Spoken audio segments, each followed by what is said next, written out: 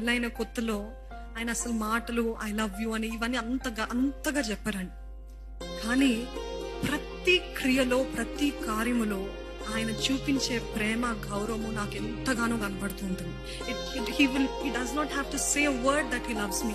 నన్ను ప్రేమిస్తున్నారని చెప్పక్కర్లేకుండా క్రియల రూపంలో చూపిస్తాను. నాకు అప్పుడు అర్థమైంది, నిజంగా ప్రేమ అనేది క్రియల రూపంలో కనపరుస్తే నేను నిజమైన ప్రేమ. మాటలు అనేక మంది చెప్తూ ఉంటారు. ప్రతి నిర్ణయం ఆయన నన్ను అడిగి ఇది చేయమంటావా, వాట్ డూ యూ థింక్ అని ఇన్ని చిన్నవేంటి పెద్దవేంటి ప్రతి విషయంలో గౌరవం చూపిస్తూ, ప్రతి డెసిషన్లో నువ్వు చెప్పిన తర్వాత మనం ముందుకు వెళ్దాము. ఎవరేమని అడిగినా మొదటగా నా వైఫ్ని అడిగినవని, నేను లేని పక్షాన కూడా అదే మాట. ఎంత గౌరవం. నాకు ఏమైనా ఇష్టము లేదో అని ఆయన గుర్తించినట్లయితే అది ఎప్పుడు చేయను.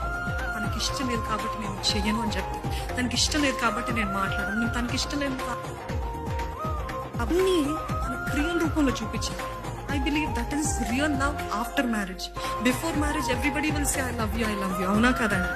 Everybody will say, I love you, I do anything for you. But don't believe. నిజంగా నమ్మకండి. అందుకే నేను ఎప్పుడు అంటాను ఏంటంటే, దైవ భక్తి కలిగిన వ్యక్తిని పెళ్లి చేసుకున్నట్లయితే మీ జీవితము ఈ లోకంలో పరలోక అనుభూతి. హల్లెలూయా.